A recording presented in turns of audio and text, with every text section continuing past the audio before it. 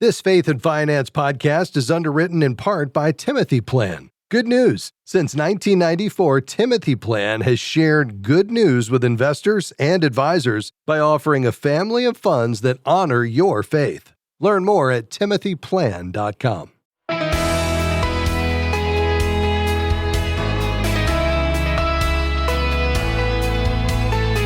Investing isn't just about returns. It's about reflecting what we truly value.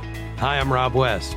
Our faith is meant to guide every area of life, including how we invest. When our hearts are set on God, our investing reflects His priorities, caring for creation, serving our neighbor, and letting what we treasure shape how we steward His resources. Tim Macready joins us today to talk about a theology of investing. And then it's on to your phone calls at 800-525-7000. That's 800-525-7000. This is Faith and Finance, biblical wisdom for your financial decisions. Well, our guest today is my friend Tim Macready, head of global multi-asset investing at Brightlight, part of the Eversource Wealth Advisors team. Tim, great to have you back. Rob, it's a joy to be with you and your listeners again. Thank you, Tim. I've been looking forward to this. You have written an incredible article, the first of probably many that we'll do on this topic, in our magazine, Faithful Steward, on a theology of investing. Now, many in our listening audience may not be familiar with that term, so why don't we start with a definition? Yeah, I mean, theology can be an intimidating word, Rob, but like we're just talking about studying God and then learning about how our study of God can then be lived out in certain areas. Our faith is not just about belief or conviction, but also about lived action. And theology enables us to kind of transfer this, what we believe about God, to lived action in different areas of our lives. That might be art, that might be work, it might be suffering. In this case, we're talking about a theology of investing, bringing our heart, our head, and our hands together to reframe investing as an act of stewardship, of love, of even spiritual formation and character development, not just the physical act of putting a certain amount of dollars into a certain company or a certain instrument. And so with this theology, we're trying to move beyond just money management into discipleship and even into, yes, worship. What a beautiful picture you paint there, Tim, and perhaps a brand new idea for many, and that's why I'm so excited to unpack this. Let's go back to the beginning, literally, and begin with the story of creation and how it relates to investing. Yeah, I mean, what we see in Genesis 1 and 2, out of God's divine goodness, He creates something good, and then He entrusts to mankind, to humanity, the cultivation and development of what He has created. And we could talk for hours about this, Rob, but it boils down to what does investing do? Well, investing takes the resources that God has given us and reallocates them so that they become productive. It's a way of fulfilling this creation mandate of Genesis 1 and 2 to bring abundance and human flourishing. And then the financial returns come alongside, even out of what we do as we steward creation for God's glory and for our joy. Yeah, that's exactly right. And God gives humanity this mandate to work. We're co-creators with Him. He creates out of nothing. We create out of His creation, but then we're also to steward creation as well. So, Tim, how does that shape then our perspective on investing? So I think, again, going to Genesis 1 and 2, God calls us to work and to keep the garden. I like to think of humanity's role as both farmers and gardeners. The farming part of our role tends the earth, it stewards it so that it can be productive. And the gardening part of our role is to preserve and expand the beauty and the blessings of God outside the garden to the whole earth and to humanity. Our work, in economic terms, our labor and our capital are part of this stewardship of creation. And so investing is part of this. It's a means of enabling men and women to expand and enjoy God's blessings through creation. We use the resources He has given us to create technology, infrastructure, medicine, education, all kinds of other goods and services for human flourishing. And that reflects the faithful engagement that we have with the work that God gives us to do from the very beginning in Genesis.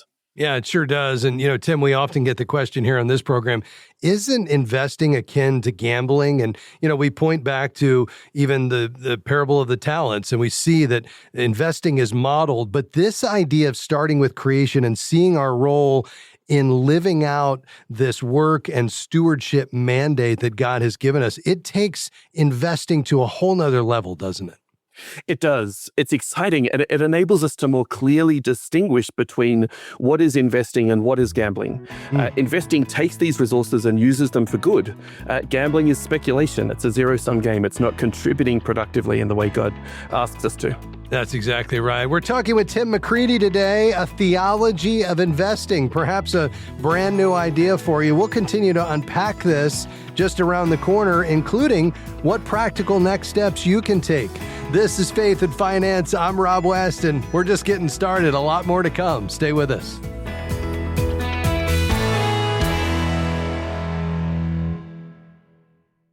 We work, we earn, we save. But is that all there is? The book of Ecclesiastes gives us an entirely new perspective on money that impacts our day-to-day lives. Faith Fi Study, Wisdom Over Wealth, 12 Lessons from Ecclesiastes on Money, unpacks life-changing biblical truths about wealth, work, and contentment. This resource will help you grow in how you handle wealth with wisdom and deepen your trust in God.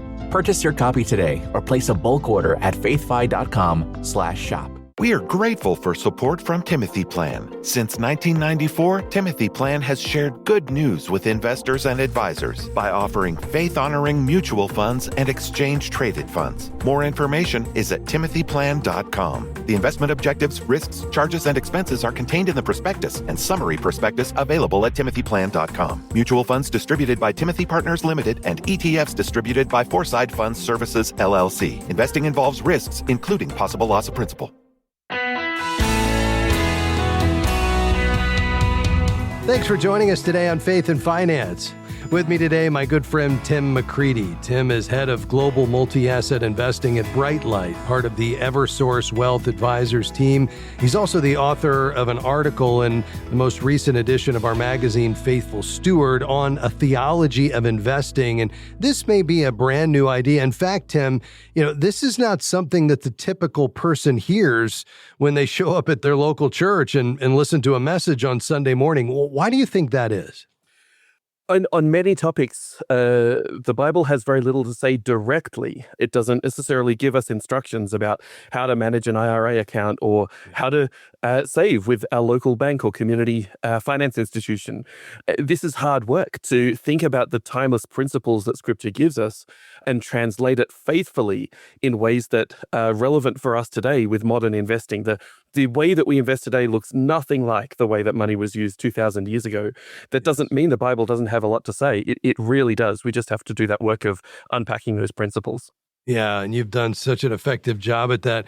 Tim, you also point in this theology of investing to this idea that we can use investments to love our neighbor. Talk about what that looks like in practice.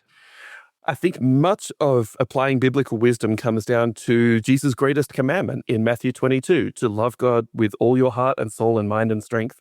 And then the second greatest commandment, to love your neighbor as yourself. And I think investing is an act of neighbor love. It takes capital that would otherwise be unproductive, and it puts it in places where businesses can be fueled to create jobs and to meet needs, where goods and services can be created that delight the heart of people and gives them joy and contributes to flourishing.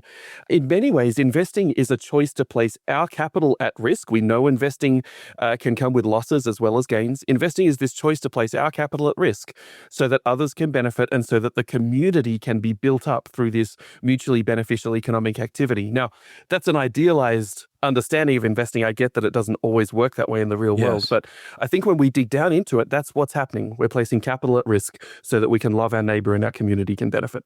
Yeah, that's exactly right. Now, we've talked about this idea that God gives humanity a mandate to work and to steward. We've talked about investing as a way to love our neighbor. There's a third relationship you mentioned, and that is investing as an act of spiritual formation. Since Jesus taught that our hearts follow what we treasure, how should that reality, Tim, guide the way we think about investing? Yes, I mean, Matthew 6 is one of the verses I think all of us in the financial industry and all of us who've been entrusted with assets need to understand and wrestle with. And we rightly understand that parable that Jesus tells us in Matthew 6 to mean that if you show me your balance sheet, if you show me your bank statement, I can probably understand what you treasure. It shows up in the way that we use the money that God has entrusted to us. But there's another principle, I think, in that parable that we often miss, and that's the principle that our heart is shaped by the way that we use our treasure. It's this virtuous cycle or this unvirtuous cycle, depending on how we approach it, of heart shaping the way we use our treasure. And then where our treasure is shapes our heart. This is what Jesus is saying. Our investment choices, our spending choices, these flow from what we value most. And if our hearts are anchored in Jesus, we will see investing not just as growing wealth, but as stewarding resources for his purposes, and our hearts will be shaped accordingly. Every dollar we invest participates in building something, whether it's companies or industries or communities. That reality presses into our hearts. What are we funding that honors God and serves our neighbor? What are we investing in that undermines God's plans and purposes and serves our neighbor? And all of that leads to, I think, this spiritual formation of Christ-like character that as believers and followers of Jesus, we all long for. Yeah. Now, Tim, that requires that we understand what we're invested in. And because of the rise of passive investing, a lot of folks listening right now may be invested in an index or a mutual fund and have no idea the companies they're invested in. That idea of being kind of once removed from our investments makes this difficult, but it doesn't change the opportunity that we have, does it? That's right, Rob. And I don't want to place a burden on any of our listeners today to feel like they have to act in a certain way. This is about wrestling with what God's inviting us into through this spiritual formation. And I also think we need to remember that fundamentally what investing does is it creates a relationship. This was obvious 400 years ago when I might go down to the local market and lend to a grocer or a shoemaker, and there was a direct personal relationship between me and the person that I've invested in. Markets do wonderful things, but one of the downfalls is it obscures that relationship that's being created. But every investment represents a relationship between people at both ends of the chain, no matter how many kind of pieces of paper and screens and intermediaries lie in between us. Yeah, that's well said. Tim, in your article, you also note that wealth brings its own set of temptations. So let's talk about that for a moment. What specific dangers should believers be mindful of here? Yes, and I mean, this has been well covered by many Christian thinkers over the years. C.S. Lewis reminds us that when you have all the things that wealth brings, it can be very difficult to rely on God because you have, in his case, a checkbook, in my case now, a piece of plastic that magically enables me to take goods home with me. It's very easy to just come to rely on that as our source of security. Where does the next meal come from? Where does everything that we need for life and flourishing come from? Well, it comes from God. And it's very tempting to us to think that it comes from that little piece of plastic in our wallets. Wealth always tempts us to trust itself, to trust money instead of God. And if we listen to it, it will create this false sense of security. The Bible warns against greed because it says greed is idolatry. Idolatry is just the act of trusting in something other than God. We today think it's perhaps ridiculous that people would ever trust in carved idols or things that they have made.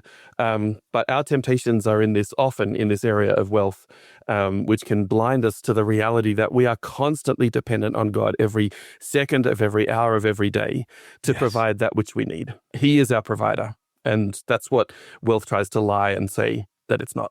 Yeah, that's exactly right. I love that. Tim, in practical terms, what does it look like then to invest with God's purposes at the center? And you've just articulated that beautifully, rather than focusing only on returns, which is our typical default. Yeah, I think this looks like different things for different people. Some investors have access to the types of investments that others don't, but ultimately we can make the choice, whatever's available to us, to invest in ways that align with biblical values towards flourishing and away from exploitation.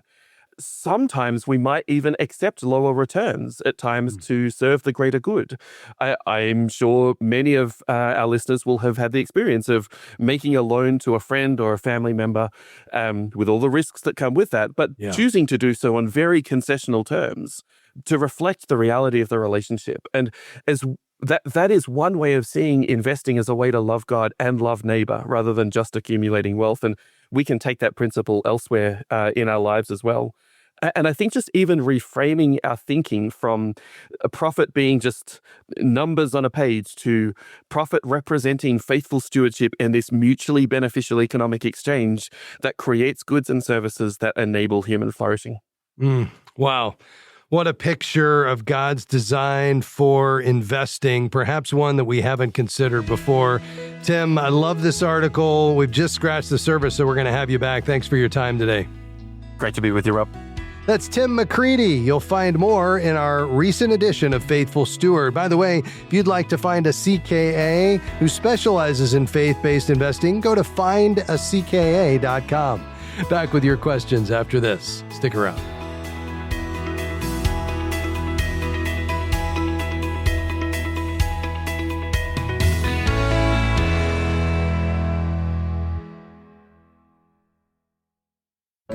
What matters most to you when selecting a financial advisor? Someone who shares your biblical values? How about someone who will take the time to explain your financial options clearly? Certified Kingdom advisors meet high standards of competence, integrity, and biblical training, equipping them to offer financial advice grounded in God's Word.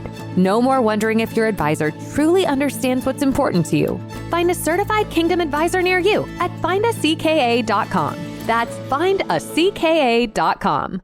You're young. You don't go to the doctor that often, yet health insurance is still so expensive. If your health insurance costs too much, maybe you should switch to an affordable alternative. Take charge of your healthcare with Christian Healthcare Ministries. CHM offers programs starting under $100 per month. Check off the affordable box on your list and get back to what you really love, running your business or caring for your kids, and have peace of mind while doing it. Visit chministries.org/faithfi to enroll today.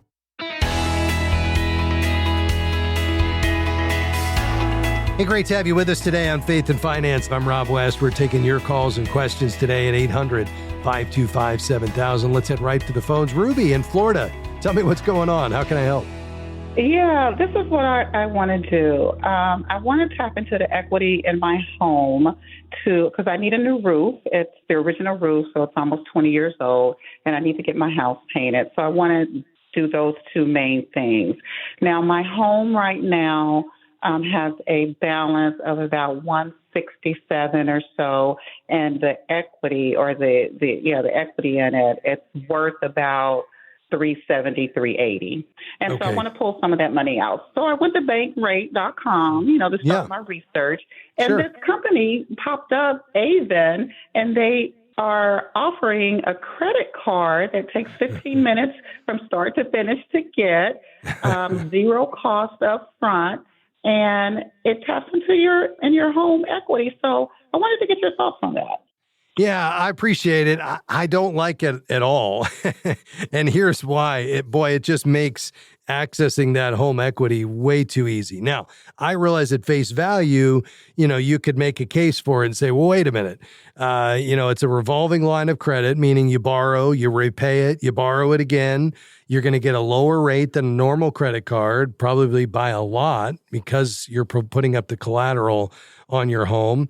Perhaps there's no annual or maintenance fees or even origination fees, although I'd want you to do your homework on that because you absolutely shouldn't have to pay origination fees. There are fee-free HELOCs going on right now. I know B of A had one recently. I don't know whether they still do.